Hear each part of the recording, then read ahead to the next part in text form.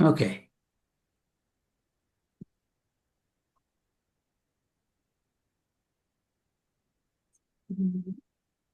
Okay, go ahead, Ami.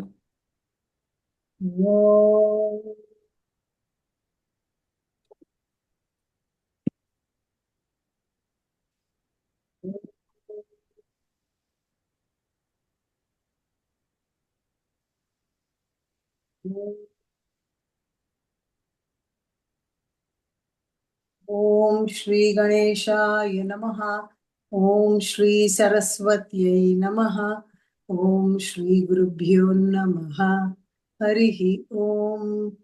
Om Samasta Jana Kalyane Niratam Karunamayam Namami Chinmayam Devam Satgurum Brahma Vidvaram.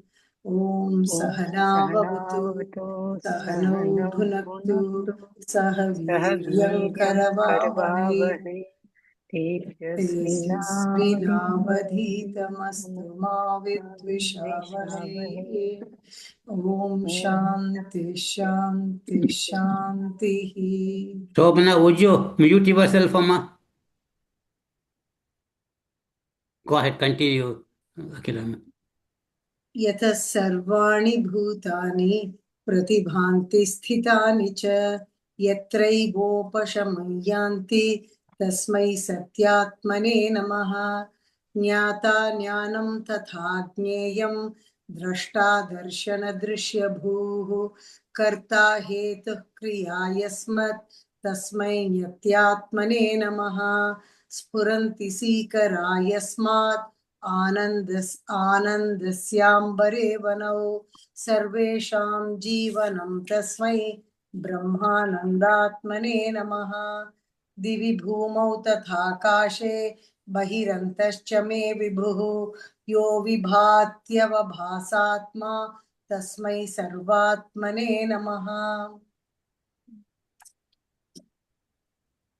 Today I'll be doing summary for section 35 and 36.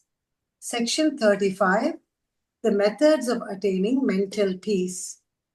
Those who have controlled their minds and turned their minds away from worldly objects are the most heroic and adorable. Consider all pleasurable objects as the fires of poison. The desire for the enjoyment of objects is bondage, while renunciation is liberation. The essence of all scriptural teachings lies in the renunciating all objects that are pleasing to the ego. A person should adopt the path of renunciation as guided by his guru and scriptures, as sudden abandonment of objects without spiritual inquiry is painful. Do not allow the desires of objects to linger in your mind.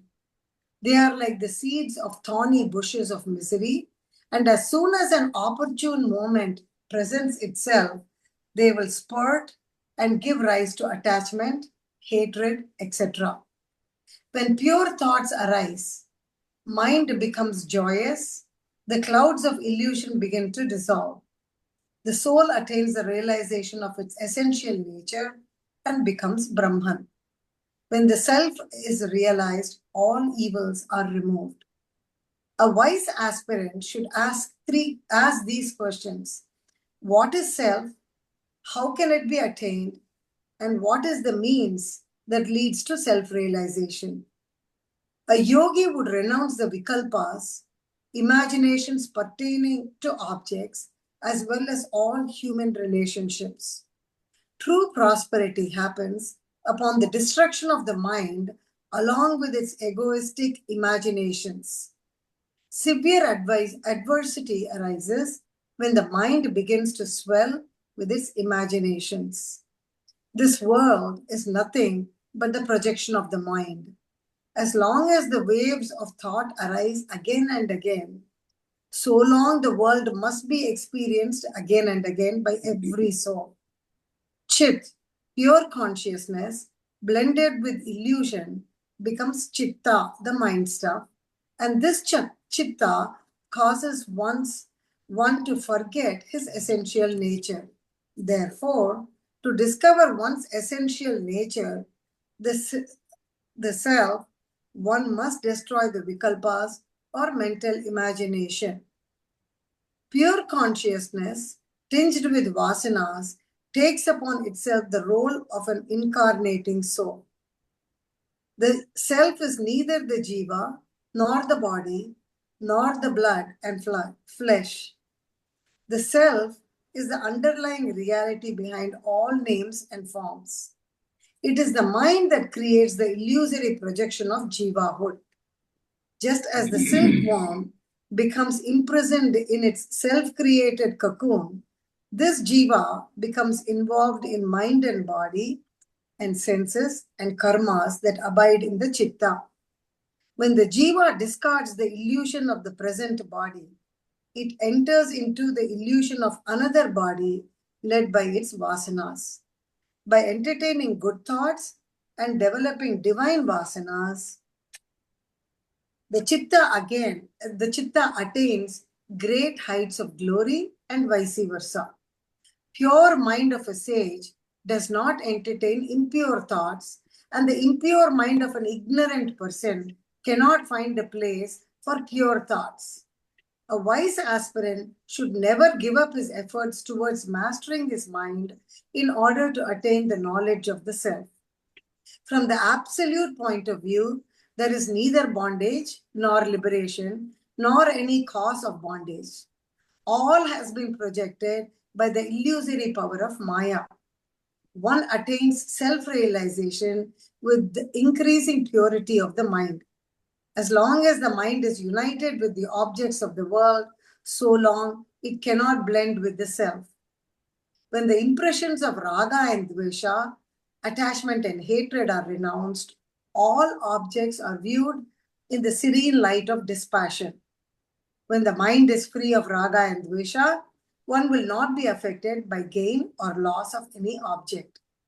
Section 36 to 40. From the state of bondage to the state of liberation. All future developments in this world are of the nature of the self alone. Brahman manifests himself in the process of creation that gives rise to the illusion of names and forms. It is the self that becomes the essence of experience in every living being. The self, as it were, becomes identified with its own reflection in avidya. With the intensification of ego sense, this self enters into the illusory role of an incarnating soul, the jiva. It is the jiva that is driven by likes and dislikes. Since self alone exists, there can be no desire for creation. So this world is illusory, and the notion that this world was created by the self is based upon ignorance. One cannot discover the means to attain supreme bliss by racing in any direction as it exists in the heart. Renounce the ego sense. Whatever the mind does, that becomes the karma for the individual. Remove the sense of I am the actor, I am the enjoyer from the mind to remove the vasanas. As long as the vasanas linger in the unconscious, one will continue to intensify his karmas and bondage, whether he performs actions or remains inactive. All human miseries are only mere acts of the mind. Therefore, do not allow your mind to be attached to action or inaction. There is no such thing as attachment to action and its fruits, as there is nothing other than the self itself. Hari Om. I think we stopped there. We have to read the rest of it. Yes, I think Raghuji, I Akhilaj. stopped it right there. So, right, yeah. Thank you. You have been very thorough. Flow of thought is very nice. And so that way we know uh, from the absolute point, there's only Brahman. There's nothing but pure consciousness. But it's so-called the ignorance or the Maya that in which we are involved, that we see the duality. Just like in sleep, we are alone. But the mind, the dream mind projects the dream where we see the multiplicity, and we think it's so real. Same way with the waking world. So beautiful, very good. So you want to continue reading, Amma? Anybody else want to add, subtract? Okay, The go ahead, only Lakshmi. thing I just wanted to add is to congratulate her because those pages were so packed with all the teachings and she did a beautiful job. Right. Good. Thank you, sir. Akilama, you are muted. Go ahead and read. Yes, Raghuji. We stopped at and its fruits, Raghuji. So I'll start from having understood the nature of the self, assert within yourself, I am the subtlest essence, even subtler than the thousandth part of the tip of a hair. And because of this subtlety, I am also the all-pervading reality. I am indeed all that exists. I am unaffected by pleasure and pain. Even in the midst of adversity, the mind of an enlightened sage is ever blissful. It illumines the world even like the light of the full moon. Overflowing with the nectarine moonlight of bliss, a sage is free from all karmas. Therefore, O Rama, the mind is the seed of all karmas, all restless efforts, all objects, and all the worlds. When the mind is negated, all misery ceases, and all virtuous and vicious karmas disappear. The enlightened sage is no longer affected by any action, whether physical or mental. Yeah. Comment? You comment, Raghuji, I do. You're doing wonderful job. So it's just like when you are an actor acting the role of a poor beggar, for somehow you forget that you are acting and then you continue to, even after the drama is over, if you continue to think I'm a poor beggar, I'm hungry and all that, okay, so that's exactly what is happening here. We forgetting that my real nature of Atman, that we are involved in this karma aspect. A realized man who doesn't get deluded by that, it's like he knows he is the actor and he acts the role so beautifully that all the audience and people enjoy it. But he knows inside, hey, everything is nothing but drama. I am a rich actor. So like that, this realized man is what here somewhere is called emperor of emperors. That means there's not nobody superior to that realized person. So beautiful. Okay, Anjaneyulu sir, Hari Om Raghuji. are you? A child creates a castle of sand by the ocean and shows expressions of joy and sorrow as his sandcastle is built and destroyed.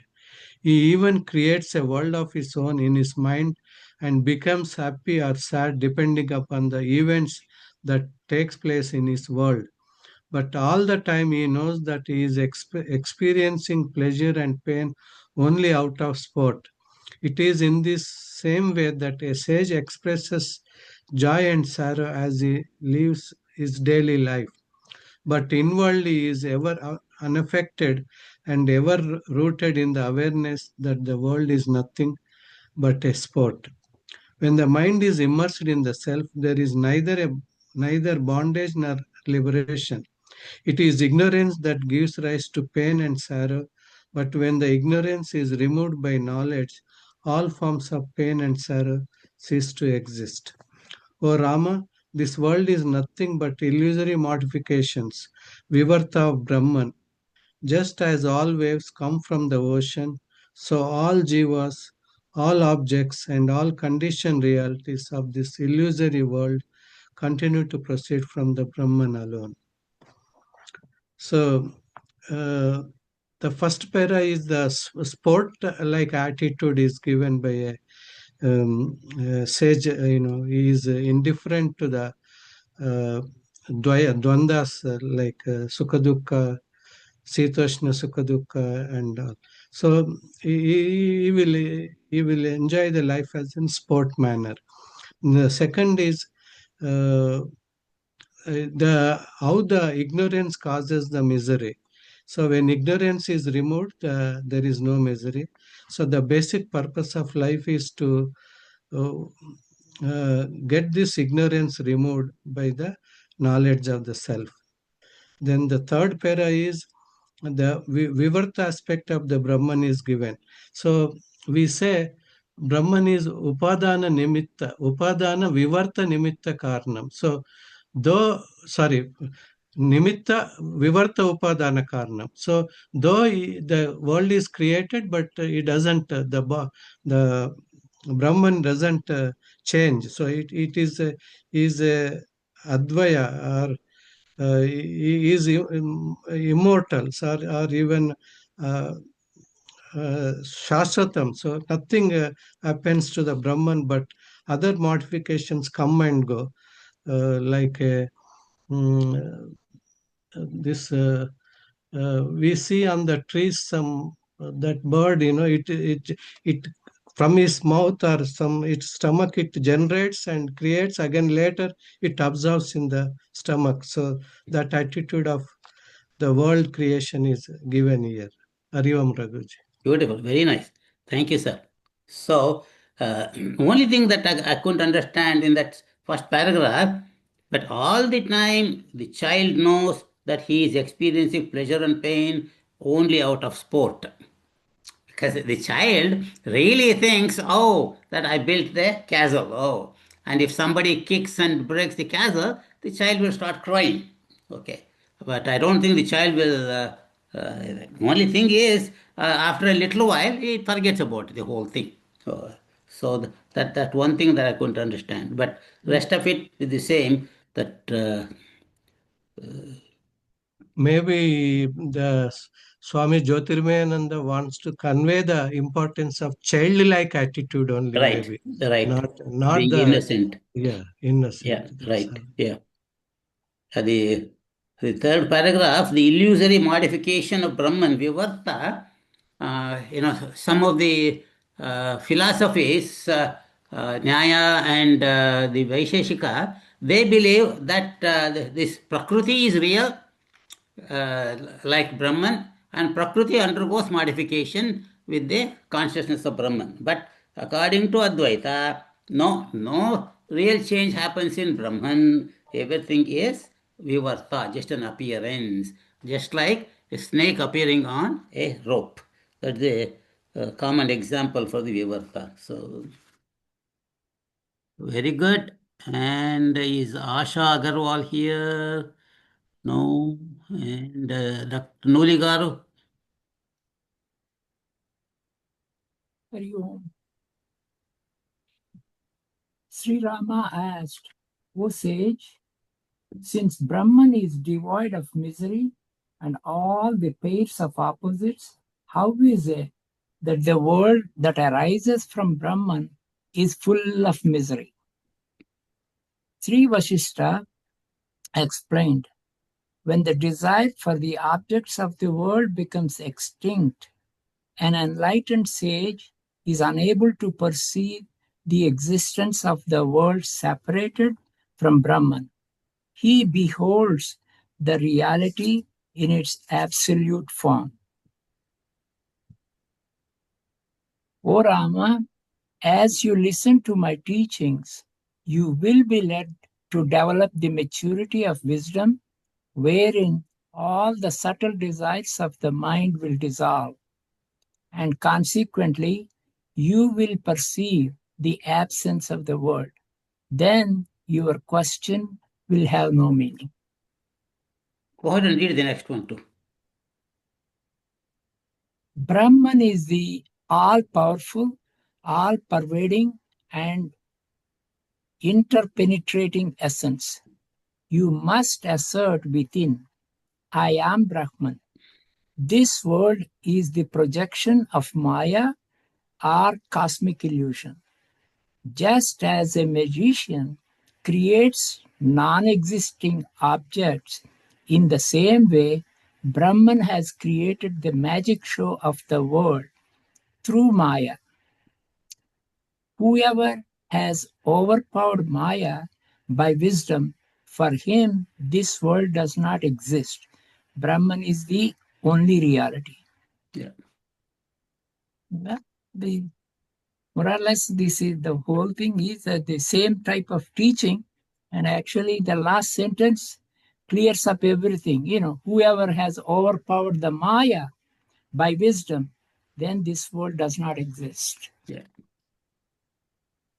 So you can say that answer to Rama's question cannot be given in one or two sentences. That's why the Vashishta Rishi is telling that I'm going to continue to explain in more detail, by which your question will have no more meaning.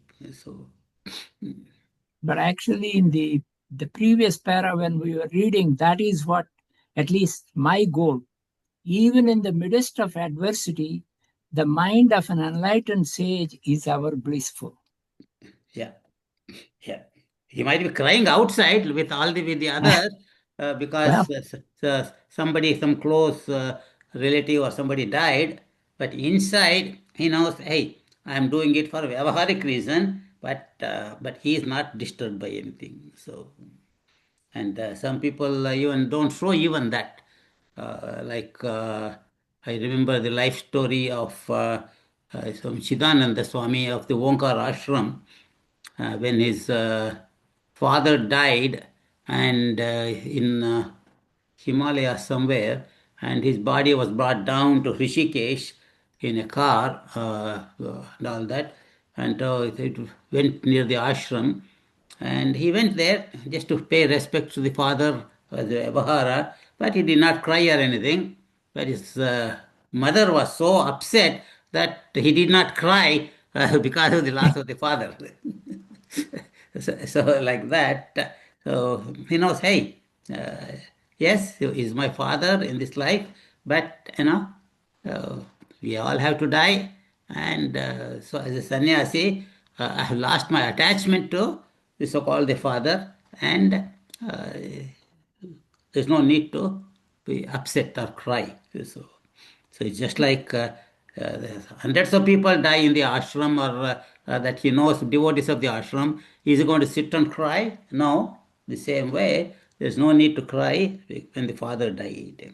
So, but somebody might he might be realized and he might cry too, so to satisfy the other people. So the outside expression doesn't really indicate his inner being. So.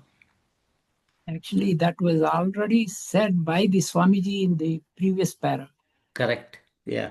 That's the thing about this book, repetition again and again and again. So, right. Yeah. Yeah. Dinesh ji, you want to read the rest of the chapter?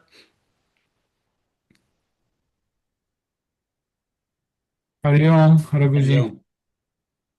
When Brahman alone exists, there is no room for elation, anger, or wonder. The sentiments that continue to agitate the mind.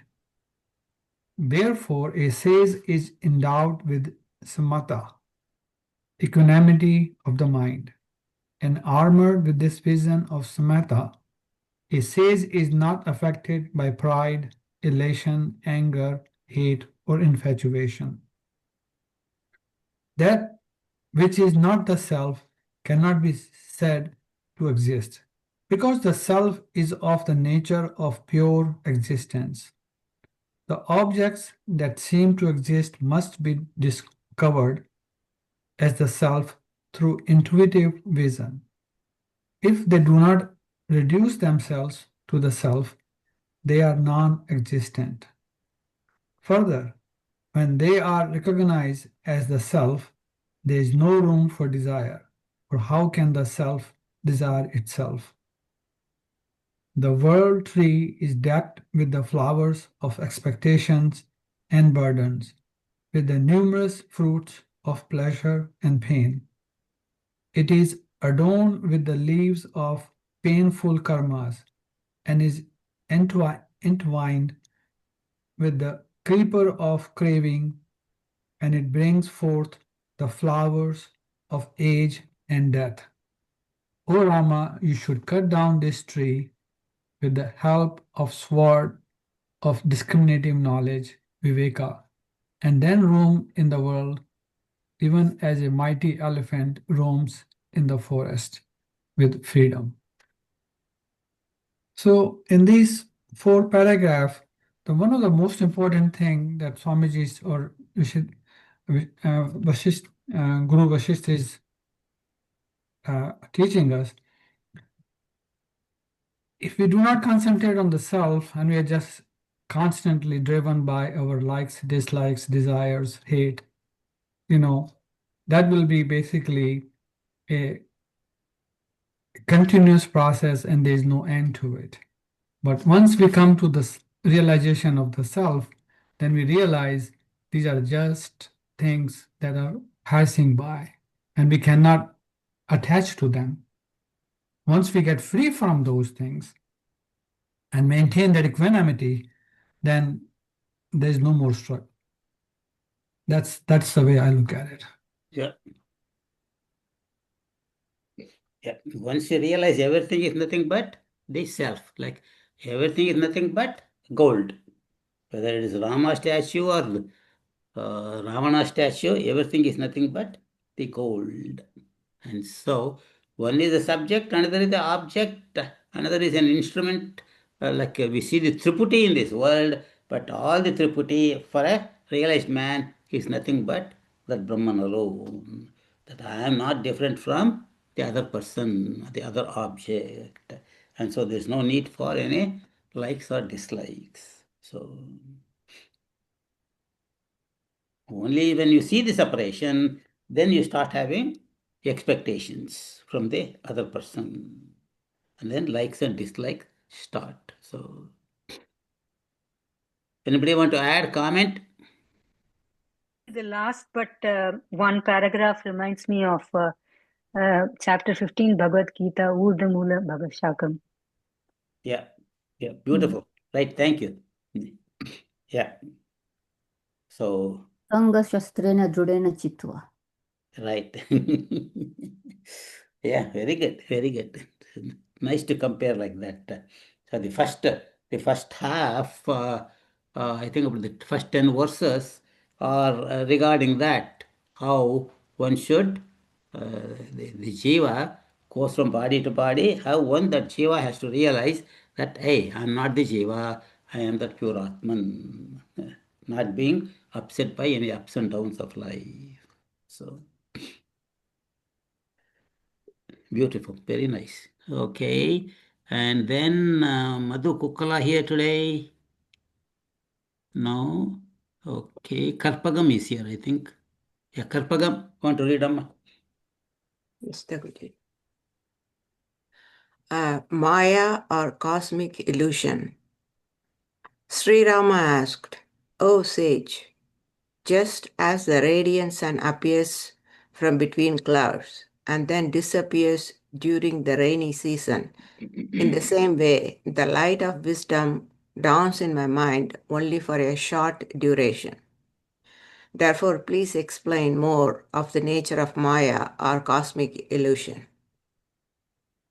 As a result of good karmas performed in many embodiments, avidya or ignorance itself becomes modified into pure intellect and desires to be transformed into knowledge or vidya.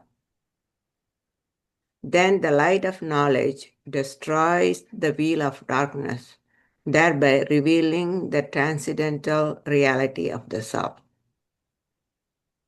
Just as a weapon is rendered void by another weapon, poison is counteracted by another poison, and impurity in a cloth removed by another form of impurity. So, in the same way, the illusion of ignorance is removed by the illusion of knowledge. Ignorance and knowledge are both expressions of Maya. Knowledge having destroyed ignorance ceases to exist, even as fire having consumed its fuel is extinguished. Then with the cessation of knowledge and ignorance, Maya is dispelled.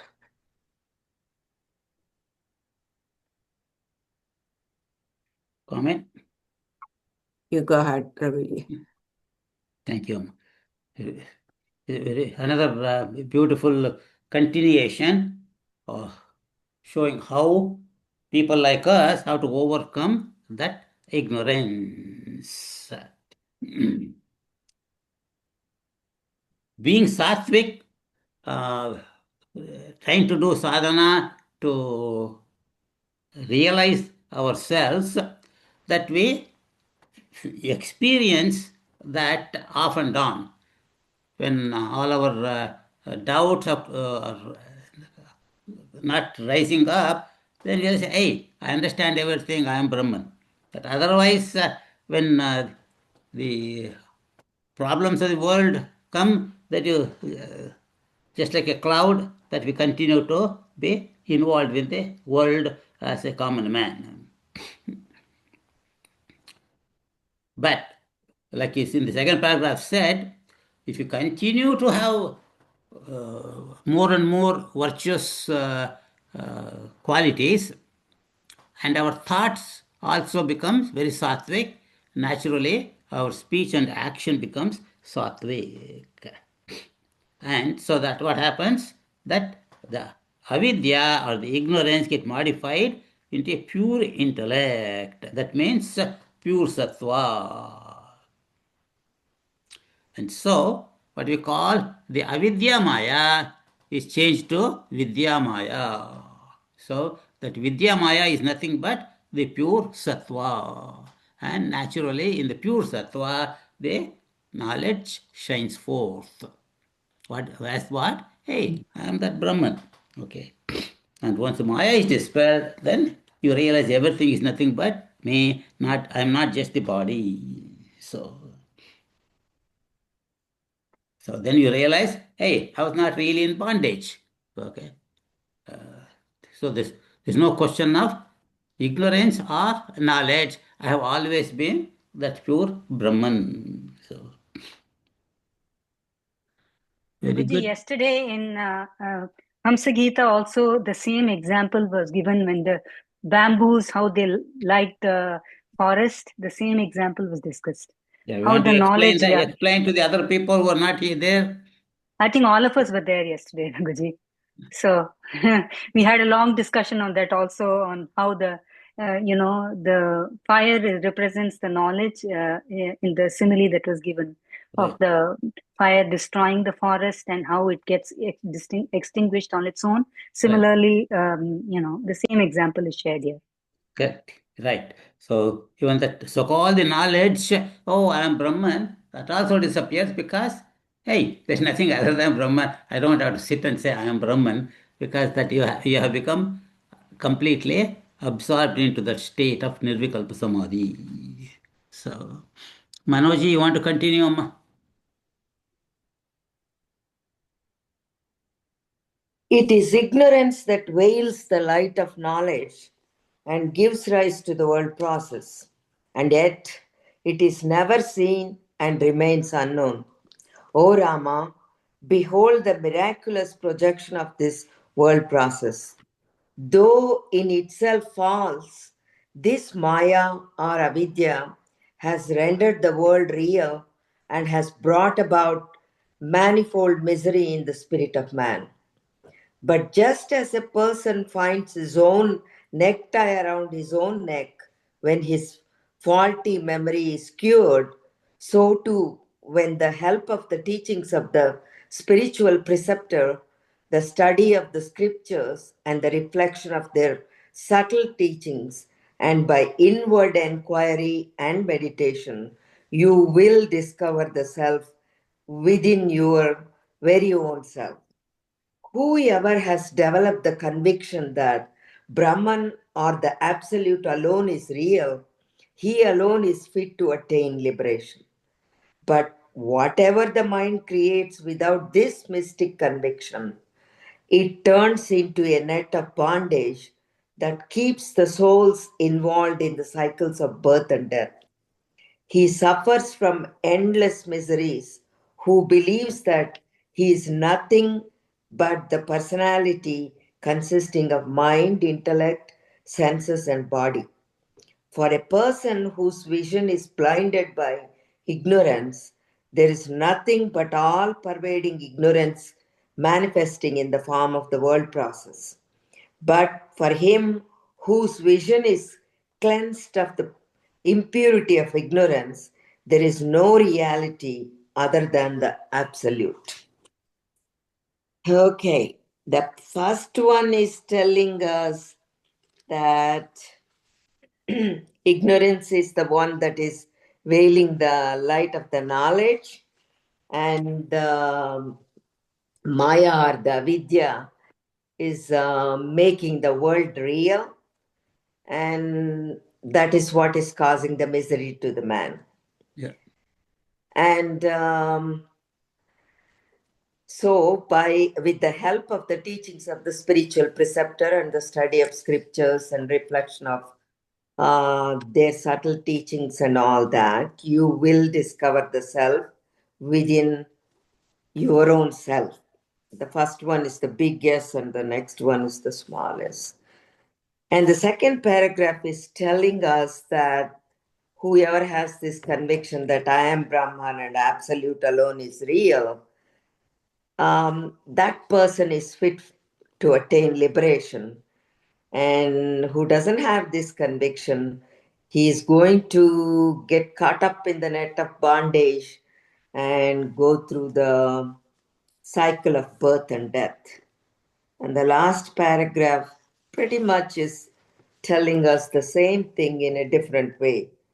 When you believe that your personality is consisting of mind, intellect, senses, and body, you will go through all these miseries. And the vision is blinded by ignorance. Nothing but ignorance is all pervading, you will see in the world process. Right. But when your vision is cleared by the impurity of ignorance, and you will see the reality as absolute. Yeah. Beautiful. Thank you. So beautifully explained. So the first paragraph, the last sentence is nothing but Gnana Yoga in one sentence. With the help of teachings of the Guru, study of the scriptures, and reflection or mananam, and by inward inquiry and meditation, that is nididhyasanam, you will discover your own self. So, Maya, is Manoj here today? No, Maya, you want to continue? Raghu, can I add something here? Yes, sir. While we are on this topic of Maya, I want to read a couple of sentences from Sri Ramakrishna Paramahamsa. Yes, sir. Says a definition of Maya is a definition of ignorance. And Maya consists of sattva, rajas, and tamas. And Maya is removed by gnanam, or knowledge.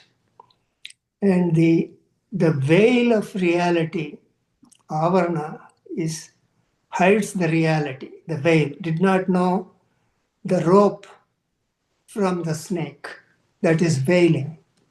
And vikshepa, he calls as projection of the rope as snake, did not know the rope as a snake.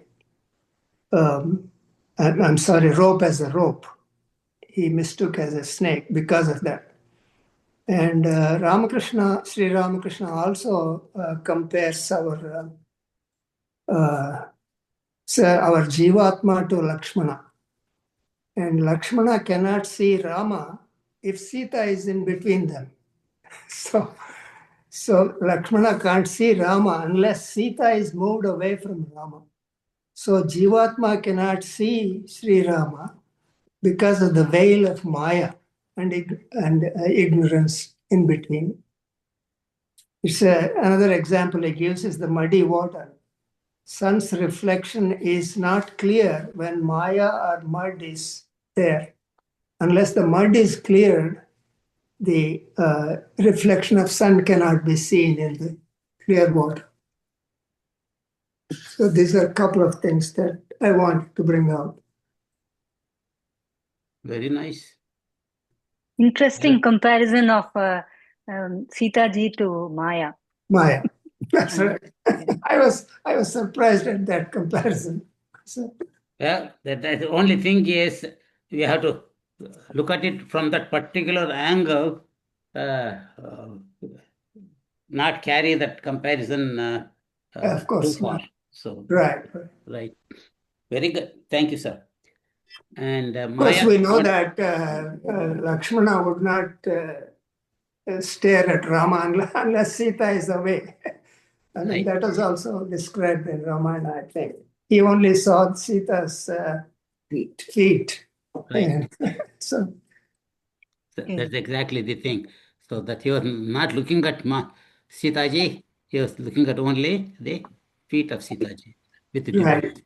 Right. He was liberated. So we are. He was an aspect of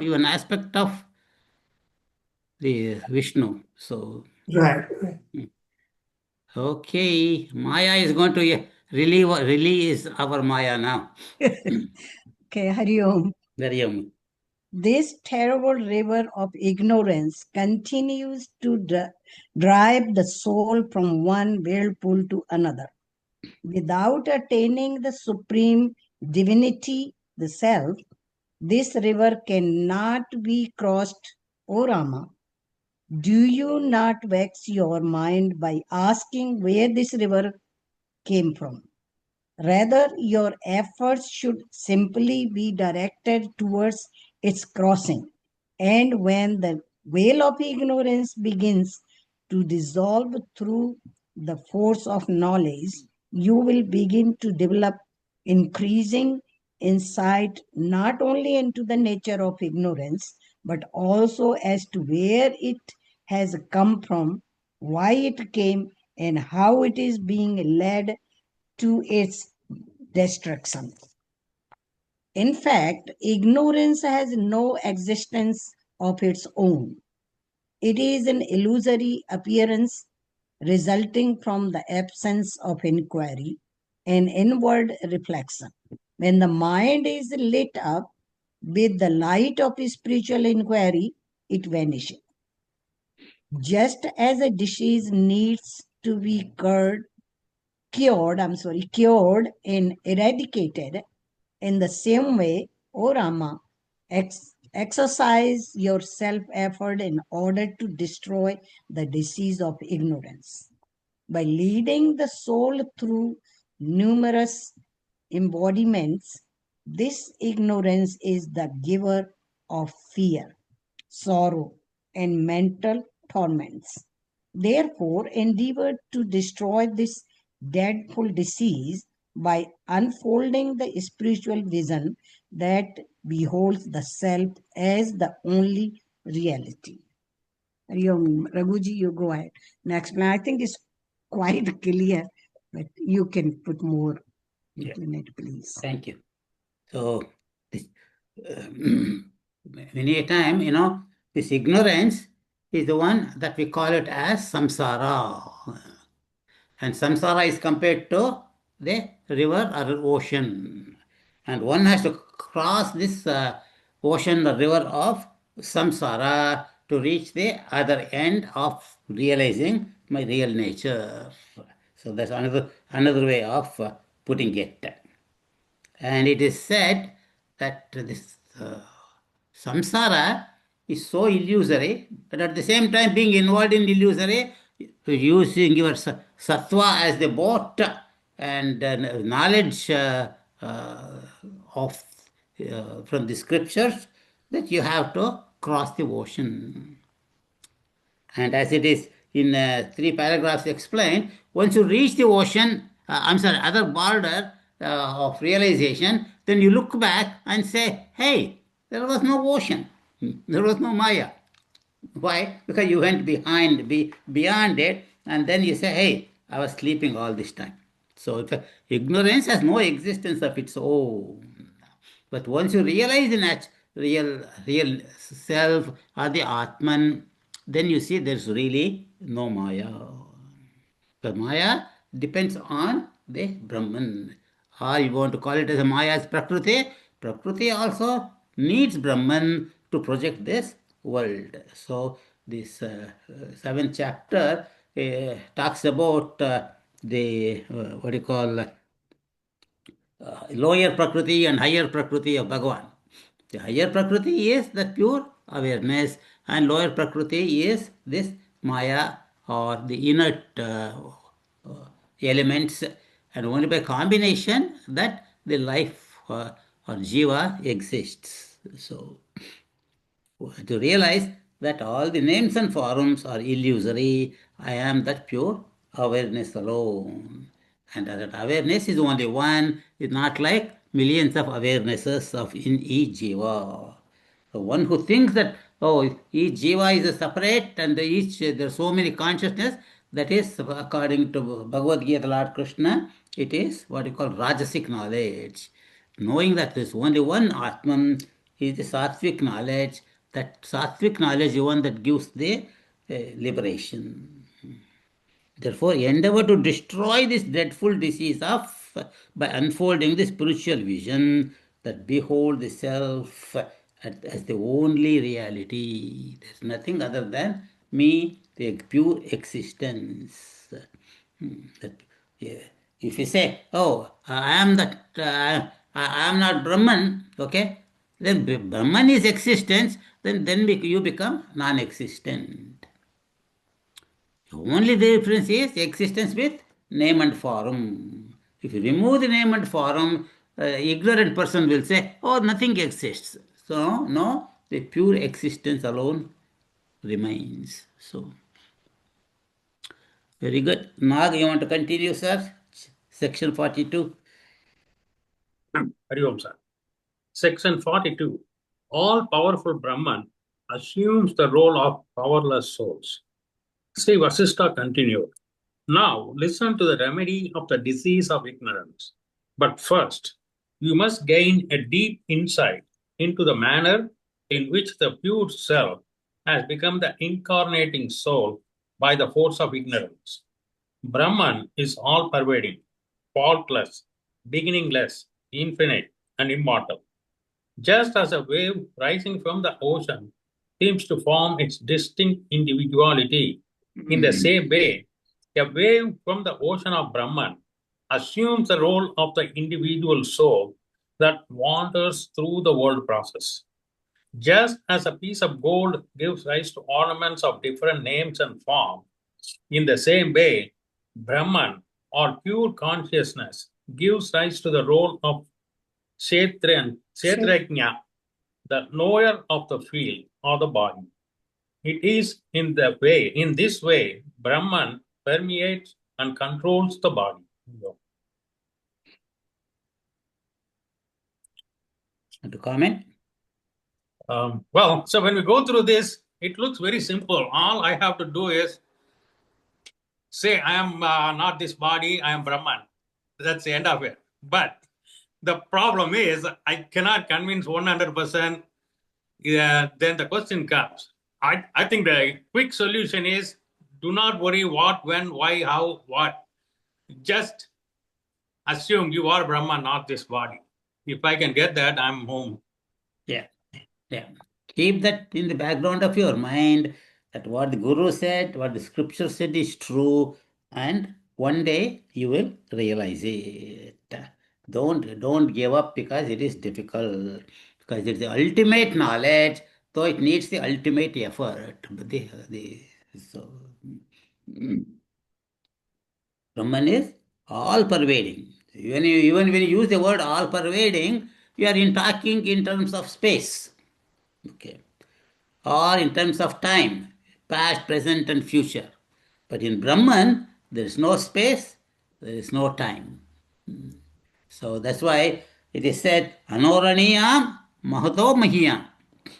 It is tinier than the tiniest, or subtler than the subtlest. The same Mahato Mahiyam. It is vaster than anything that you can think of, like even the space. So in a world of reality, just like 13th chapter Bhagavad Gita says, Bhagavan Krishna says that I am the Kshetragna and the body is the Kshetra.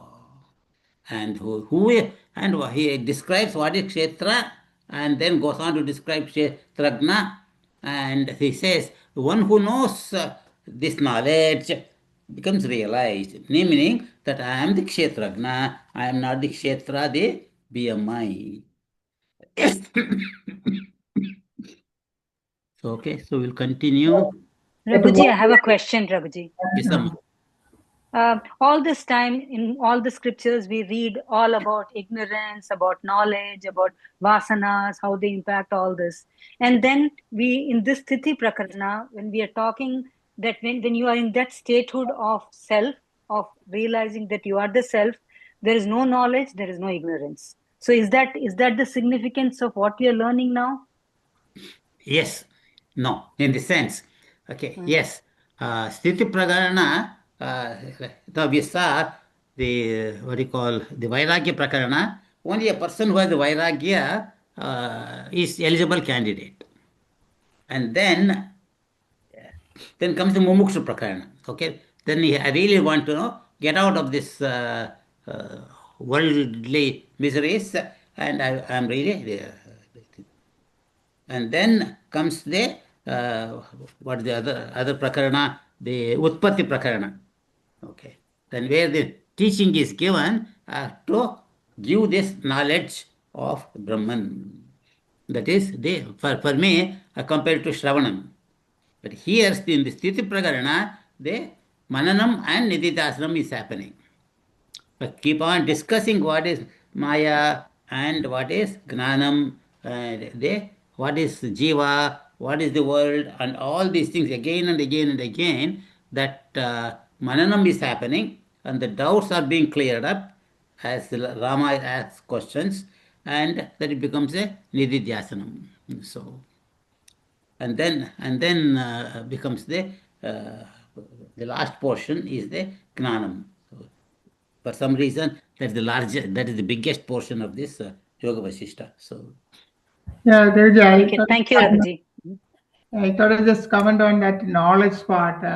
Knowledge, actually, I mean, I was just contemplating, right? Yesterday, we discussed about, because that bamboo thing and the knowledge also goes away kind of thing. I mean, knowledge is, then I just correct me if I'm wrong, okay? Knowledge means if you don't know something and you get something unknown thing to make yours know, that is knowledge. Once you receive that, then that information is not a knowledge, right? So then that there is no need for a knowledge. It's that is, you got what I was trying to tell. See, once you know it, then there is no knowledge in it. It is, you already know it.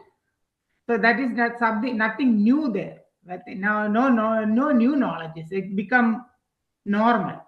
So that is how I would say that it is that bamboo and rubbing each other, and you just get it, and that fire is actually removing the whole thing, right? very good, very good. And nice thought process. Very good. Thank you, sir. Rakesh ji, want to continue, sir? With increasing desire, the Chetagna then evolves the ego center and becomes identified with it. Then there arises an impure intellect, which in turn assumes the form of mind that surges with numerous desires. Driven by desires, the mind projects the senses, and the senses in turn weave the illusion of the physical body. O Rama, it is the jiva or individual soul that becomes the ahankara or ego. and the ego turns into the intellect or buddhi. As the force of ignorance continues to operate, the buddhi turns into the mind of thoughts and desires. And the mind in turn becomes the senses and the body. Just as so many cows madly run after a bull and so many rivers flow into the ocean, in the same way, desires and erroneous notions follow the chitta or the mind, just as a silkworm is encased in a cocoon that is created by its own efforts. In the same way, the soul becomes encased in its illusory creation of the body, mind, senses, and ego. They're talking about how being a Kshetragna, he get involved, and then he's talking identified with the intellect, then a mind, then buddhi, just keeps on and on and on, because he get entangled and he's comparing it with the cocoon of the silkworm. He makes it because then he's getting away from the self. He's trying to get involved with the mind, body, intellect. He's getting away from the Brahman. So to get to where we need to go, because this is happens, most of us, we try to get involved in it.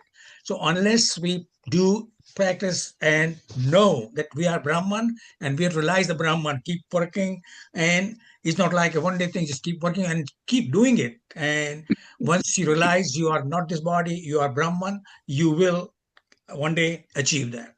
Yeah. Yeah, like when you're talking and you're reading it, it reminds me of the 13th chapter that Bhagavan says, I am the Kshetragna. Yes, if you know that I am that pure awareness, I'm different from this worlds of names and forms, then you become real Kshetragna.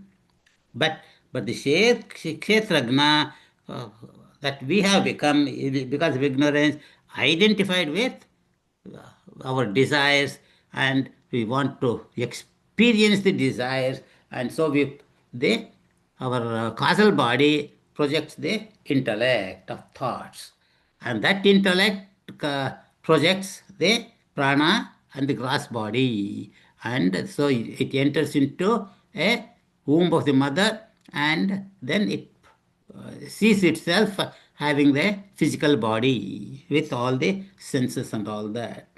And when it comes out of the mother's womb, then it is completely like that cocoon with its covering, and so then it is completely identified with that body. And naturally, it has to go and experience the results of all its desires from his past life, and go through the whole life of ups and downs in life. So the same thing is beautifully explained here, and that's why in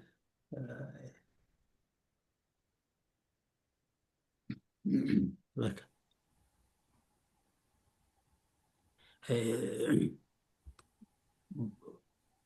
Lord Krishna is telling in 13th chapter, Avibhaktam cha vibhukte, Avibhaktam cha bhuteshu, Vibhaktam iva cha sthitam, Bhuta bhartru cha tagneyam, Grasishnur Prabha Vishnu cha.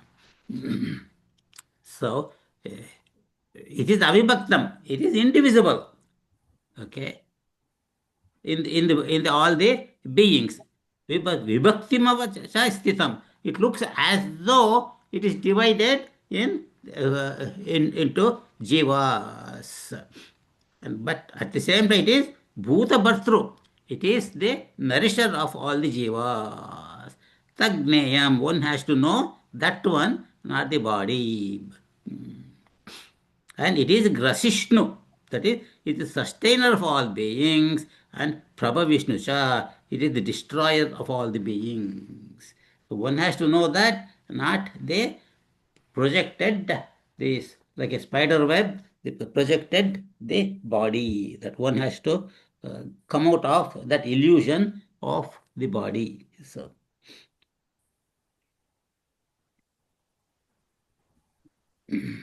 So one sentence Swamiji says here that just as so many cows madly run after the bull, so I always thought it is the male that runs after the female.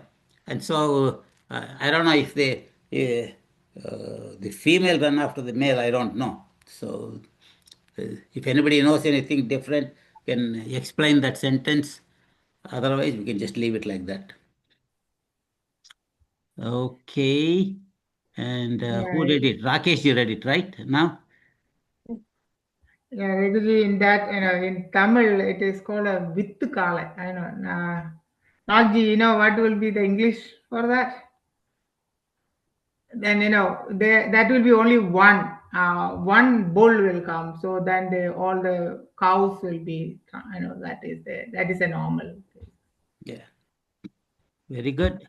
Now, I think Rakesh finished. I think Ratnama, you want to read? Yes, Dr. It is the mind that is called by various names. Associated with thoughts and desires, it is called manas. Associated with reasoning and ascertaining, it is called buddhi or intellect. When asserting the sense of mindness, it is called ahankara or ego. When it leaves the body at the time of death, it is called Puriyastaka or the subtle body. It is known as ignorance or cosmic illusion because it obscures the nature of the self. It liberates the soul by assuming the role of knowledge and binds the soul by creating bondage. It is this mind which is in bondage and not the spirit in man. It is the mind that gives rise to the tree of the world process with its ramifying branches in the form of birth, death, old age, and numerous karmic rectifications. Overpowered by the mind, the soul experiences endless misery. Through the mind, the soul is scorched in the furnace of grief, bitten by the angry cobra of anger, swept by the currents of passionate desires, and consumed in the fires of sense enjoyment. The soul caught in the world of illusion is like a mighty elephant sinking in a marsh, or a gigantic mountain sinking into the depths of the ocean. Though experiencing birth and death and repeated misery of life, yet those who do not find the world like a burning pit of fire are like demons in the eyes of human beings. If an ox has fallen into a pit, he exercises his self-effort until he is free. So too, the soul that has fallen into the pit of its self-created illusions, the world process, can secure its freedom only by the virtue of its self-effort. Here, how the mind binds you throughout your life. And then mind is this creating all these illusory forms. And it is the mind is the bondage and mind is the liberation. But just like the ox which has fallen on the pit, it makes a self-effort to get out of that. That's how the man should try his self-effort to realize that Brahman, that world is illusory. Hari Om. Very nice. Thank you, Ratnaji. So you can see beautifully that Jiva is divided, is nothing but the subtle body, what we call Antakarana in our physical body. That Antakarana is divided into Mana, Buddhi, Ahankara, and Chitta is beautifully explained in that paragraph. So just like Avrita Bindu Upanishad says मनवेव मृक्षाणां कारणं बन्धमोक्षयोः बन्धाय विषयासक्तं मुक्तं निर्विषयं स्मृतं. So, as long as we are attached to the world, that we are bound. Only when we get detached from the world of objects completely, then we are completely liberated. So we ourselves create, so we ourselves have to come out. That's why it is most important thing is the virtue of the self-effort. Self-effort is being very much well stressed here. And in the middle, in the third paragraph, we see what the problem is, our what you call the six enemies, what you kama, krodha, lobha, moda, mada, matsarya. And one who has overcome all those six actually is nothing but overcoming only the desire, then all the others will naturally be overcome. Then a person is ready for liberation. So, beautiful. So let's continue on. And Rob Meyers is not here. Sarvesh ji is here. You want to read, sir?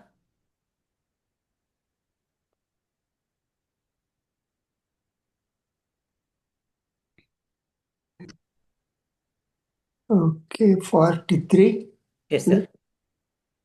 The the souls caught in the wheel of the world process. Sri Vashishta continued, O Rama, millions upon millions of countless souls proceed from the self through the magical power of ignorance. They proceed from the self in the past. They are doing so in the present, and they will continue to do so in the future. The next here is the wheel of world process as the pleasure, hatred, good attachment, pain. So the wheel of ego. Like the spray of water in a waterfall, or like bubbles in the surging ocean, the jivas or individual souls arise in every direction, in every place, and in water as well as on land. And once they appear, they continue to whirl through the cycles of birth and death. Some have taken birth only once in this kalpa, the present time cycle consisting of the four great yugas. Some have been born 100 times. Some have had countless births. Some will be born only three more times, and some will continue to pass through the countless births. You want me to continue? Just one more paragraph. Some have attained liberation and will not be born anymore. Some continue to be born in the same class or species, while others continue to wander from class to class, from species to species. Yeah. So Sri Vashishta is describing to Rama, Sri Rama, that how the magical power of Maya or the ignorance takes the ego from birth to birth. Different jivas are born and take different births depending on their karma phalas. And they can be born some in different yugas or in the same yuga in different time zones. So, and some, very few may attain liberation and will not be born anymore. Right. Those are the realized ones. Yes. Yeah. Beautiful. Thank you, sir. So the same process of rebirth is being elaborated here. So we'll continue on. And Shobhanama, want to continue, please? Hari Om. Some experience severe sufferings in their lives and have very little happiness, while others experience immense joy. Some arise from the sun, while others proceed from the moon. Some exist as celestial beings, while others are as denizens of hell. Some are born as Brahmanas, others as Kshatriyas, Vaishyas, or Shudras. Some have taken their embodiment in the form of snakes, worms, ants, and spiders, while others in the embodiments of lions, buffaloes, goats, deer, cows, and rabbits. Yet others have been born as cranes, cuckoos, nightingales, swans, and other birds, while still others exist as lotuses, roses, jasmines, and other flowering plants. Some souls abide in the stars, some have their residence in drifting worlds. Some abide in the rays of the sun, and some in the rays of the moon. While others roam in the vastness of the sky, some exist in the form of mighty gods, while others have manifested as the spirits of the rivers. Some have become women with charming eyes, while there are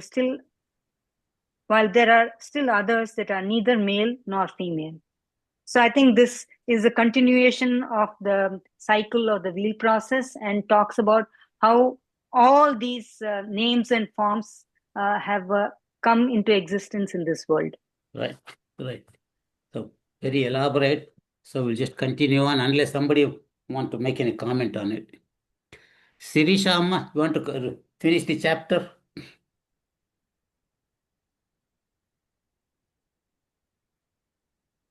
Yes, Hari Om. Hari Om. Some are endowed with sharp and subtle intellect, while there are others who are dull in mind. Some are engaged in teaching the path of wisdom, while others have taken recourse to profound samadhi. Whipped by death, these souls continue to rise and fall through numerous embodiments.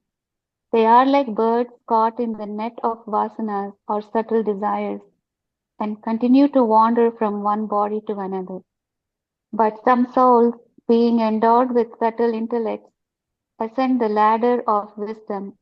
They negate the world of illusion and bring about the dissolution of vasanas. And having attained self-realization, they terminate the process of birth and death. Like the rays of the sun, or sparks proceeding from a red-hot iron, or fragrance from flowers, or raindrops from the clouds, or like waves in the ocean, all jivas continue to proceed from Brahman, and having experienced countless embodiments, return to Brahman. Comment, Amma?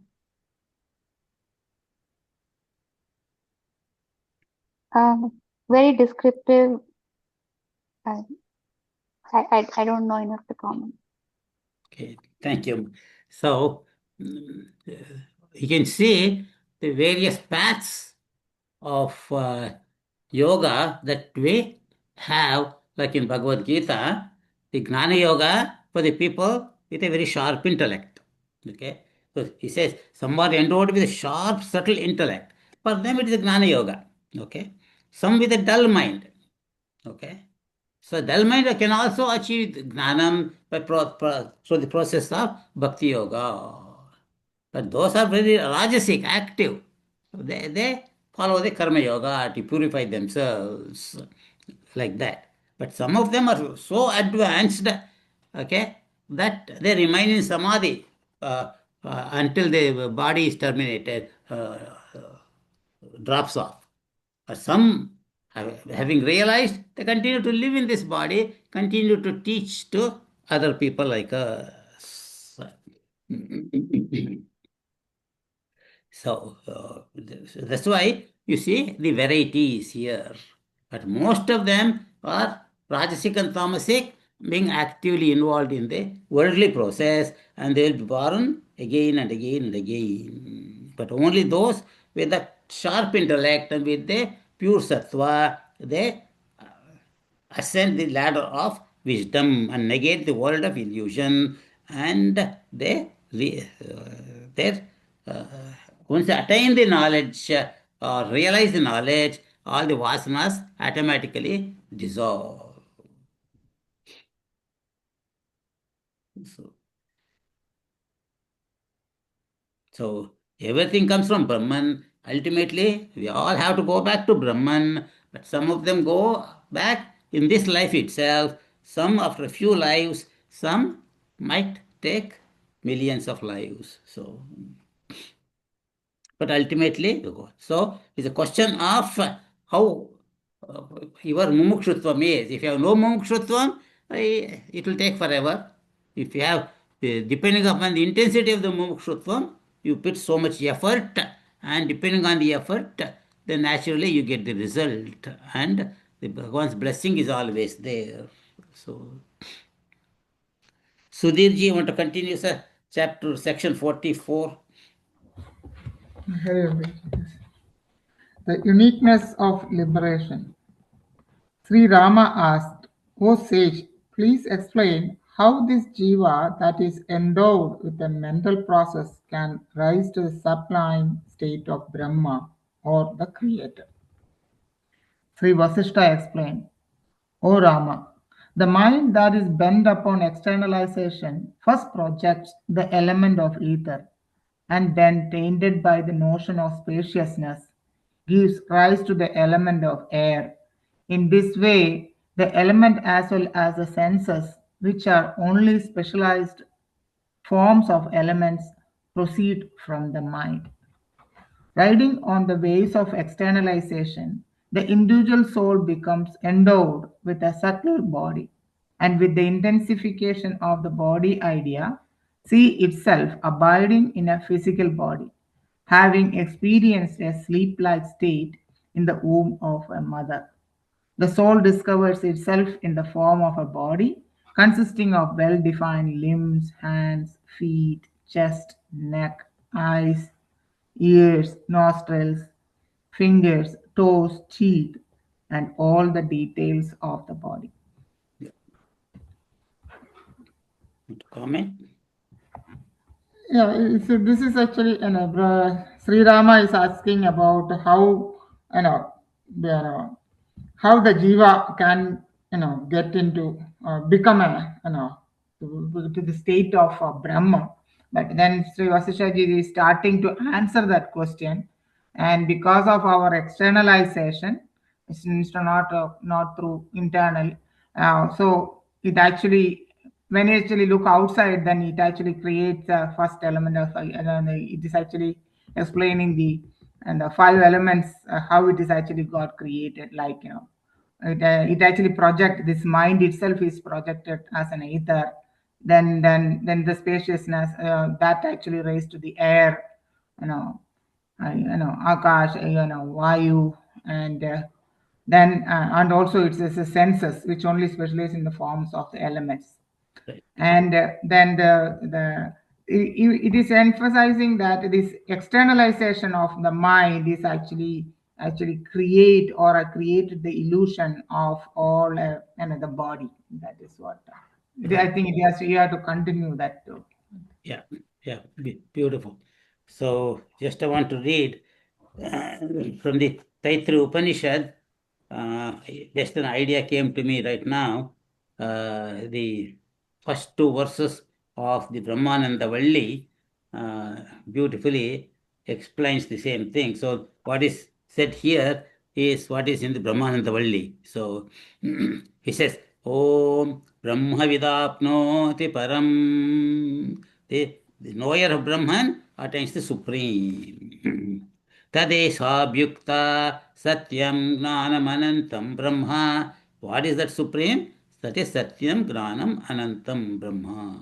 Yo Veda Nihitam Guhayam Parame Vyoman Soshnute Sarva Kaman Saha Brahmana Vipaschiteti.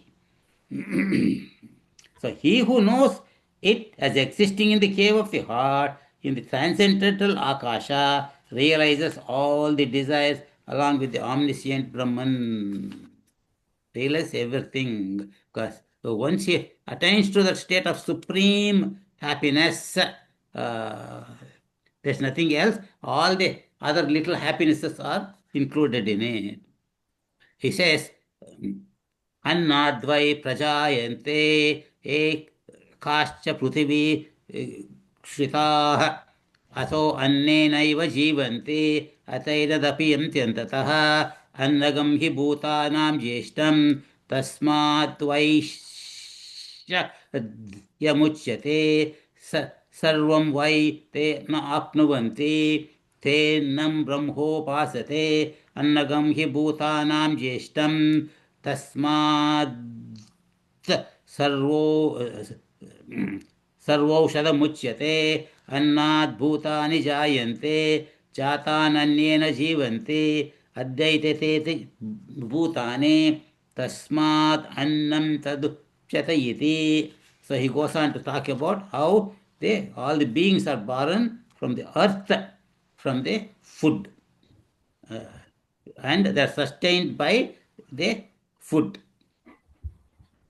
And later on in the next few verses, he talks about how the whole thing is come about. First comes the air, from the air comes the Vayu, from the Vayu comes the Agni, from Agni comes the earth, from the earth comes the water, from water comes the earth. Like that, the whole creation that's what is showed here is beautifully explained in the Taittiriya Upanishad. So I thought I'll mention it. Okay. Also, Raghuji, Atma Bodha, no, Tattva Bodha, right, where we talk about the Panchikarana. Right. It's similar. Yeah. Very Correct, similar correct. to, yeah. Correct. But here it actually says the mind that is actually created. Say it again. The mind is actually kind of creating all these things. Correct? Yeah, it says mind is externalizing and then starts the Panchikarana. That's what it's confusing. First, the cosmic mind of the Hiranyagarbha or Brahmaji, okay, the whole thing comes about. The same way, in a microcosmic way, it is the Jiva's mind that creates its own limited world. And whatever it desires, that it creates the circumstances to experience those desires, right? Yeah, I always thought that this, even though mind knows that this is ignorance and we are actually getting all this knowledge, but still, I would say there is we are not really that 100% samarpanam is not there. That's the reason why we are not really accepting, that last bit of that is what I understand, because we know that this is what it is, but still we are actually just falling into this ignorance. Right. So that is because we are actually the mind is, or our intellect is actually still not trying to 100% believing in it. So that may be the one. So must still have that Rajasic tendency is there, that we have to continue to clean it up and make it Shuddha Sattva. Okay, is Vijay here today? I don't see Vijay. So we go to Vishwanathan. Vishwa? Yeah, I'm there.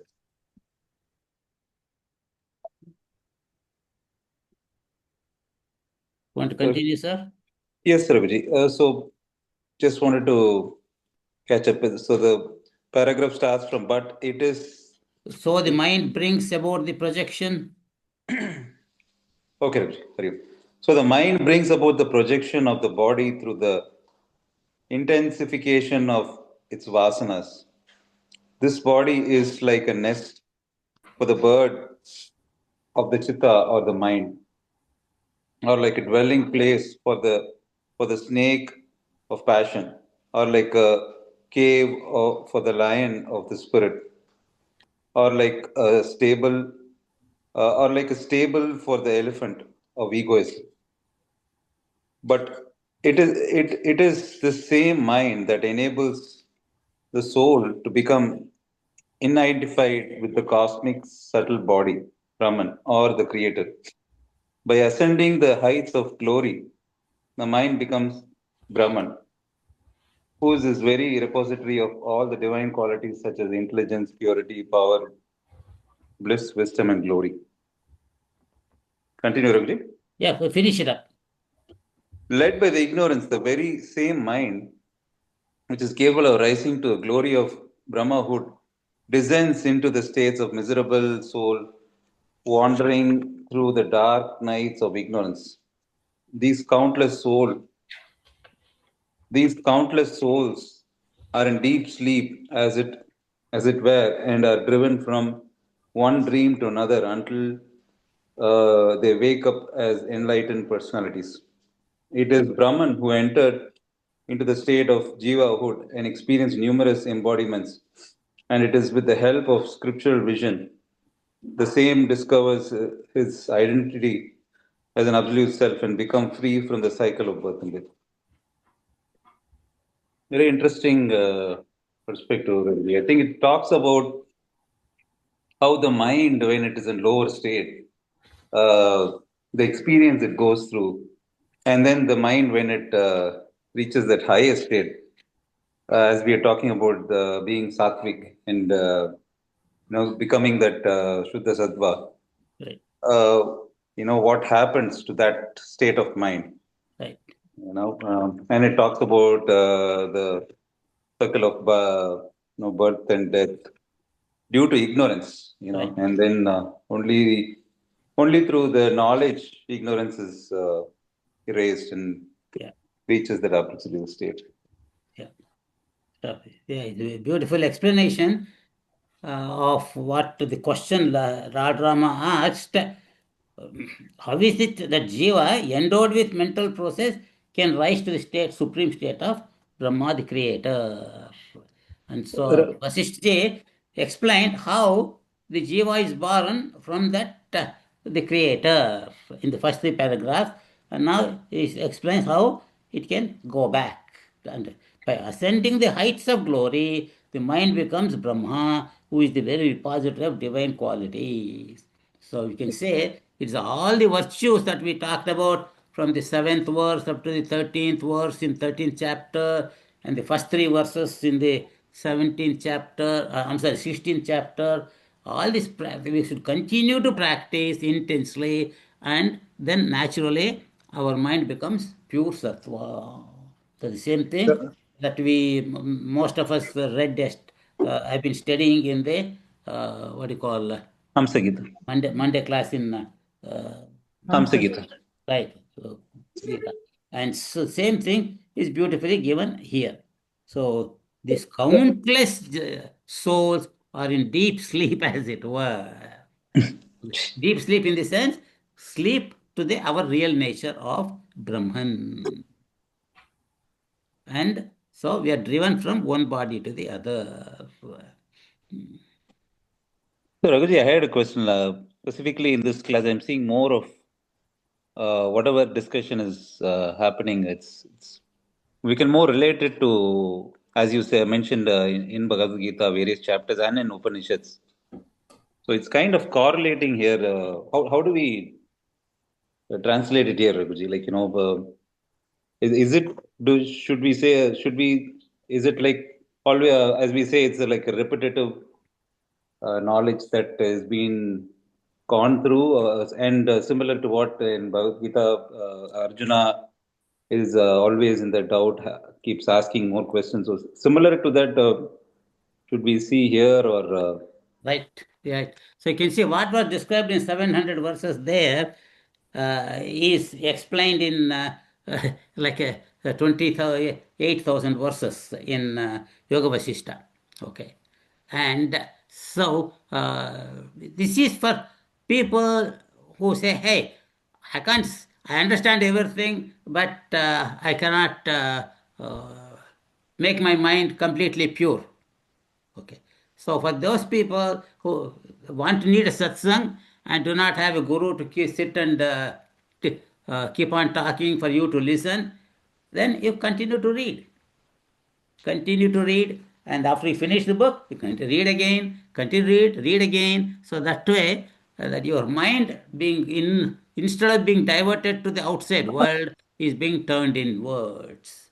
And as your mind becomes purer and purer, as you are withdrawn from the outside world, like a turtle withdraws its all the four limbs and the head inside. So In that way, your mind becomes more and more withdrawn from the outside world and start enjoying the bliss of itself. That's how I look at it. So, Okay. so if you say, hey, it is too detailed, it's repetition again and again, we don't have to read this one. That is the reason we can say, like Tejamanda Swamiji took the gist of it I forgot the number of slokas in it. So those who are more advanced, they can do that. But those who say, hey, I want to read what is in the so many chapters, but at the same time, I don't want to study 28,000 verses. This is somewhere medium between Tejamada Swamiji's small Yoga Vashishta Sara and the 28,000 verses of the original book. So it's beautifully explained in beautiful, simple English for us by the Jyotirmanandaji. So, okay. Also, I think it's a combination of a Prakarana Grantha and Upanishad knowledge and all that, it described in stories, story after story. So I think it just keeps our interest going. Right, In all the exactly. Upanishads, the same knowledge, it's that some Upanishads, they emphasize of that knowledge, some do differently. So I think this is more the story form and it's elaborated so that the concepts really kind of imprint in your mind. Yeah. Beautiful. Thank you, Amma. Yeah. One more question, Raghuji. Sorry, just for my understanding, Shankara Adi Shankara's Bhashya, Viveka Chudamani is also said as a compilation. How definitely it would not have his reference would not have reference to Yoga Vashishta, Raghuji, or it's just pure High Vedanta, because it is also said to be a compilation of the various it is. Brahma Sutras. Right, exactly. You are right. It is just the same Upanishadic knowledge. He has explained in about 560 or 570 verses. But in the Bhagavad Gita, he talked about the dharma, the karma, bhakti, and all that. But in Vivek Chudamani, nothing but gnanam. What is ignorance, how it is come about, and how the student who is a qualified student comes with intense mumukshutvam to the Guru, and how the Guru should teach this knowledge through the Panchakosha Viveka and Avasthatraya Viveka, and then talked about how one should meditate, nididhyasanas, and then continue, and then how the knowledge arises, and how that near the end, how the student reaches, get that knowledge, and prostrates to the Guru, and what do you call it? Gives approbation to the Guru by in so many verses describing his greatness, and then they depart. So actually, I was reading I'm reading the life story of Swami Ranganathananda Ji. He was only 16 years old when he developed Vairagya and joined the Ramakrishna mission. And within the first few years, by the time he reached 18 or 20, he has memorized the whole Bhagavad Gita and the Vivek Chudamani. So you can see the kind of intense mumukshutvam of that kind of a person that he realized in this life itself. So something interesting I want to tell about Swami Rangatananda ji. He was in Bangalore Ashrama or Mysore Ashrama. He was in both. Both, and he was a cook actually. Right. So with his interest through the window, he used to look at the satsang pravachanam of Bhagavad Gita and all with so much desire. He picked up so much jnana and all. Later on, he became the Adhyaksha, I mean the Ramakrishna Mission president, 13th president, and his achievement is so tremendous. Yeah. So his desire was to serve the human, the Bhagavan in the human. By serving the human, Janaseva, Janardana Seva. With that attitude, he joined, and he didn't question. Hey, I came here to learn and all these things, but why are you putting me through? No, because he realized that what Vivekananda was telling is true. Serve the humanity. And by joining the ashram, and there was no cook, and there was no servants, and they didn't have any money for employees, and so since he said, okay, hey, come on, you do the cooking, okay, and he tells from that story that until then they did not have any cook, and whoever was making a little food they were eating, but after he went there everybody started getting much better food, because from his poor family that he had come, it was not very poor, it is a medium class family, that he had learned cooking and all that, and so that he became like a treasure for that ashram. Yeah. So he spent time in Mysore ashram, Bangalore ashram, Hyderabad ashram, even in Chennai also. So Yeah, he was the president of Hyderabad ashram. right. Raghuji, so. Right. Swami Sarvapriyanandaji says about him, when I close my eyes, this is the words of Swamiji, not Sarvapriyanandaji, but when I close my eyes, I am what I am, that self. When I open my eyes, I am looking to see whom I can serve. Yeah. Yeah. So he continue to serve.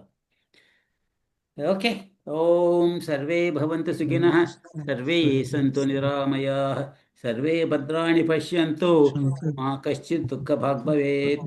Om Purnamada Purnamidam Purnat Purnamudachyate Purnasya Purnamadaya Purnameva Vashishyate. Om Shanti Shanti Shanti. Hari Om Shri Gurubhyo Namah. Hari Om. Hari Om, everybody. Hari Om. Hari Om, Hari Om. Hari Om. Thank you all. Thank Hari Om. you. Hari Om. Hari Om, happy Pongal, happy Sankranti. Happy Pongal. Hari Om. Hari Om, Raghuji. Hari Om. Hari Om. Hari Om. Hari Om. Is doing this summary. Oh, yes. Anjaneyulu, sir, you want to do the summary? Sure, Raghuji. Okay. Thank you. Thank Thank you. Thank you. Amma, for reminding. Thank you. Ratnamma. Okay, thank you.